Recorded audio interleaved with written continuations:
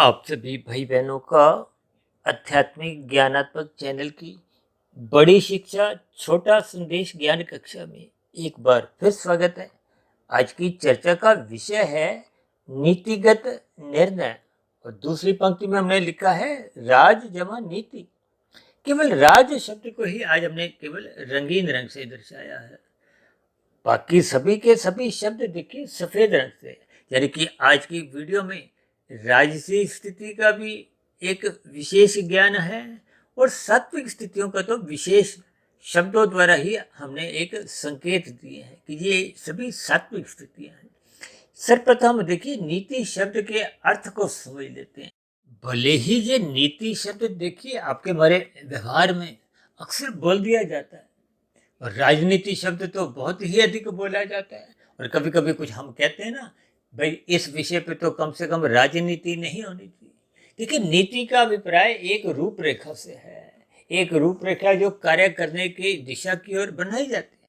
और भारत में तो एक आयोग का नाम ही क्या है, नीति आयोग, यानी कि वो देश में जनहित कल्याण के लिए विभिन्न प्रकार की क्रियाएं करने को जो एक रूपरेखा तैयार करती है ताकि सभी मनुष्यों का हित हो, उसके लिए एक नीति बनाई जाती है। उस सभी स्थितियों को देखिए हम व्यक्तिगत तौर पे तो समझते हैं, लेकिन आपके हमारे व्यवहार में ये सभी स्थितियां कुछ आधी अधूरी सी होती हैं। देखिए जो आपके हमारे जब निर्णय नीतिगत नहीं होते, नीतिगत नहीं होने से फिर वो व्यक्तिगत होते हैं। देखिए जब हम रुचि को अधिक महत्व देते हैं, चॉइस को अधिक महत्व देते हैं, नीति का उल्लंघन कर जाते हैं, तो फिर निश्चित रूप से कुछ लोगों का तो भले ही विकास होने लगता है। विशेष रूप से देखिए जो नीति बनाते हैं, यदि वो नीति एक सर्वहित कल्याण की योजना के आधार पे नहीं बनी हुई तो फिर वो भले ही उसको नीति कह दिया जाता है, लेकिन फिर वो नीति नीति नहीं रहती। इन सभी स्थितियों को ही आपको मैं ज्ञानपूर्वक समझना चाहिए। इसलिए तो हमने देखिए नीतिगत निर्णय शब्द को सफेद रंग से दर्शाया है, क्योंकि कुछ दिन पहले हमने देखी निर्णय शब्द के ऊपर, न्याय शब्द के ऊपर कुछ एक चर्चा रखी थी। तो किसी भाई बंधु का ही कोई प्रश्न इस नीति से संबंधित उठा तो फिर मेरे मन में देखिए, क्योंकि राजनीतिक गलियारों में भी देखिए ये राजनीतिक चर्चाएं तो बहुत होती रहती हैं, और ये राजनीति शब्द को भी हमने देखी राज शब्द को एक राजसी स्थिति से और नीति शब्द को एक सात्विक स्थिति से दर्शाया है। यानी कि नीति का मतलब ही यही है कि जो एक सात्विक स्थिति की ओर, दूसरे शब्दों में आप यूं भी कह सकते हो ये धर्म की स्थिति है, और धर्म का अभिप्राय सत्वगुण से है, एक व्यवस्था के अंतर्गत है। अक्सर मैं धर्म की स्थितियों को देखिए लाल बत्ती पे रुकने से, हरी बत्ती पे चलने से अक्सर संबोधित करता रहता। इन सभी शब्दों के आपको में अर्थ समझने हैं ताकि आपके हमारे जीवन में कहीं भी कोई दुखदायी स्थितियां नहीं बने। देखिए जब नीतिगत कार्य समाज में आपको दिखाई देते हैं तो सभी समाज के वर्गों का कल्याण होता है, समाज में भाईचारे का एक वातावरण बना रहता है, जिसके फलस्वरूप देश में भी उन्नति होती है और सभी के जीवन में एक आध्यात्मिक उन्नति होने की भी संभावना कुछ बनने की स्थितियां होती है। और यदि आपके हमारे जीवन में भौतिक स्तर पर ही विभिन्न प्रकार की कुछ अराजक स्थितियां होती हैं तो फिर ऐसी स्थितियों में हमारा एक व्यक्तिगत जीवन, पारिवारिक जीवन और देश के स्तर पर भी वो स्थितियां कुछ सही बन नहीं पाती। देखिए ये सभी स्थितियां बहुत ही सूक्ष्म होते हुए भी ये आपके हमारे दिनचर्या को प्रभावित करती हैं। अब क्योंकि हमने देखिए राजनीति शब्द में दो स्थितियां दर्शाई हैं, रजोगुण की स्थिति भी दर्शाई है और सात्विक स्थिति भी दर्शाई है। यानी कि समाज में देखिए जब राजनीतिक दल जो राज करते हैं, जिनकी सत्ता होती है, या जो प्रधानमंत्री मंत्रियों द्वारा जो एक स्थितियां कानून बनाए जाते हैं, उसमें समाज के सभी लोगों का हित होना चाहिए, समाज का विकास होना चाहिए, और प्रकृति के वातावरण में भी देखिए किसी भी प्रकार का कोई दोष नहीं आना चाहिए। इन सभी स्थितियों को आपको मैं ज्ञान पूर्वक समझने। अब क्योंकि हमने देखी यहाँ राजसी स्थिति में राज शब्द को लिखा है तो इसका अभिप्राय क्या है कि राजसी और सात्विक स्थितियां हैं। यानी कि जब राजनीतिक गलियारों में तमोगुण का अभाव रहता है, तामसी मनुष्यों का अकाल रहता है, तो ये एक अच्छी स्थितियां है। हमने देखिए आज की स्थिति में कहीं भी कोई तामसी मनुष्यों की स्थिति नहीं दर्शाई, क्योंकि राज के साथ जो नीति शब्द जुड़ा हुआ है उसका कारण ही यही है। क्योंकि जितनी भी नीतियां वो तो देखिए राजा जब प्रधानमंत्री द्वारा बनाई जाती हैं, इसलिए ये राज और नीति शब्द में हमने एक जमा का निशान लगाया है। यानी कि इन सभी स्थितियों को आपको में ज्ञान पूर्वक समझना होगा। और यदि राजनीति में ही देखिए कोई तामसी मनुष्यों का प्रवेश होने लगता है, आजकल तो कुछ ऐसे ही कुछ आंकड़े आते हैं कि इतने संसद सदस्यों के विरुद्ध कुछ आपराधिक मामले दर्ज हैं विभिन्न अदालतों में, तो फिर ये सभी स्थितियां देखिए आपको हमें कुछ इन पर चिंतन करने के लिए आपको हमें बाध्य होना पड़ता है। यानी कि वो एक तामसी स्थितियां हैं।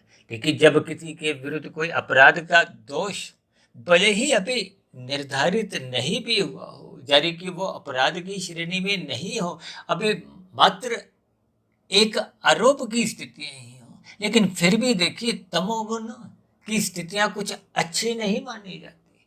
देखिए यूं तो तमोगुण रजोगुण पास पास के गुण है, इन दोनों गुणों को शास्त्रों में ही एक बंधन से जोड़ा गया है, जबकि सत्वगुण को एक सात्विक शुद्ध गुण माना गया है। इसलिए तो कहते हैं कि जिस देश में देखिए राजा या प्रधानमंत्री एक सात्विक होता है, तो फिर ऐसी स्थितियों में वो देश विकास करने लगता है। एक साधारण स्तर पर लोगों का जीवन में आध्यात्मिक उन्नति होने की भी संभावना जगने लगती है।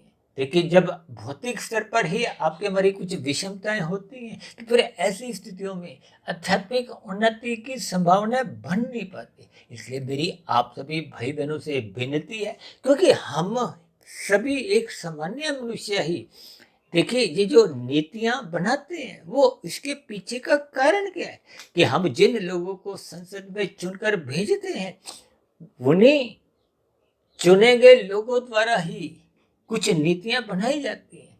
और जिन लोगों की इन स्थितियों में विशेष सात्विक स्थिति प्रधान होती है, तो निश्चित रूप से सात्विक यानी कि जो एक नीतिगत फैसले हैं वो जन कल्याण को देखते हुए लिए जाते हैं। इसलिए मेरी आप सभी भाई बहनों से विनती है कि इन सभी स्थितियों पर आप भी एक व्यक्तिगत स्तर पर निर्णय लें, यानी कि आपके हमारे एक व्यक्तिगत निर्णय, पारिवारिक निर्णय एक सात्विक होने चाहिए, ताकि आपके हमारे परिवार में भी सात्विक वातावरण एक मजबूत स्थिति में हो, आपके हमारे गली मोहल्ले में, शहर में, देश में एक सात्विक स्थिति मजबूत हो, तभी पूरे समाज में यानी कि पूरे संसार में सुख शांति का एक वातावरण बनता है। तो इन सभी स्थितियों को ज्ञानपूर्वक मैंने समझाने का एक प्रयास किया। हो सकता है मेरे समझाने में देखिए कहीं कुछ कमी रह सकती है, क्योंकि मैं भी देखिए एक मायाबद्ध की ही स्थितियों में हूँ। फिर भी परमात्मा की प्रेरणा से, गुरुओं के आशीर्वाद से हम जैसा जैसा वीडियो का नाम रखते हैं उसको प्रकृति के 3 गुणों से जोड़ते हुए एक सात्विक स्थितियों की ओर जाने का एक आह्वान करते हैं। क्योंकि शास्त्र बार बार कहते हैं धर्म को प्रथम स्थान पे रखो, यानी कि आपको हमें अपनी जिम्मेदारियों को, अपने कर्तव्य कर्मों को सदा ही ईमानदारी से प्रसन्नतापूर्वक निभाना चाहिए, जिसकी मैं बार बार पुष्टि करता रहता हूँ कि हरी बत्ती पे चलो लेकिन लाल बत्ती पे रुको, ताकि समाज में, यातायात में एक व्यवस्था सी बनी रहे। यही व्यवस्था का ही दूसरा नाम देखिए नीतिगत स्थितियां हैं। इन सभी स्थितियों पर आप भी अपना अपना व्यक्तिगत योगदान दें, यानी कि हम सभी भाई बहन अपने समाज के कल्याण के लिए, प्रेम मोहब्बत का वातावरण बनाने के लिए हम सभी भाई बहनों के सात्विक निर्णय होने चाहिए, ताकि हम सभी भाई बहन इस दिशा की ओर अपना अपना सहयोग दें, ताकि देश मजबूत हो, संसार में सुख शांति का वातावरण बने। इन्हीं शुभकामनाओं के साथ चर्चा विशेष का यही विश्राम देते हैं। कल सुबह फिर मिलते हैं ब्रह्म मुहूर्त ज्ञान उपदेश कक्षा में। तब तक आप अपने आध्यात्मिक मित्र सुधीर भाटिया फकीर को इजाजत दें। फिर भी आज की वीडियो संबंधित कोई बात आपको समझ नहीं आई हो, या मेरी कही गई बातें आपको तर्क संगत सही नहीं लगी हो, या कहीं भी मेरी कही गई बातों पर आपकी किसी प्रकार की कोई आपत्ति हो, शिकायत हो, तो आपके प्रश्नों का, सुझावों का और शिकायतों का नीचे दिए गए कमेंट्स बॉक्स पर या प्रश्नोत्तर ज्ञान कक्षा में सदा ही स्वागत है। अब चर्चा विशेष को यहीं विराम देते हुए आप सभी भाई बहनों को बहुत बहुत शुभ रात्रि, और सुबह ब्रह्म मुहूर्त में उठने के लिए, अपने नीतिगत फैसले लेने के लिए मेरी ओर से बहुत बहुत शुभकामनाएं। और इस चर्चा विशेष को ध्यानपूर्वक सुनने के लिए भी आप सभी भाई बहनों का बहुत बहुत धन्यवाद।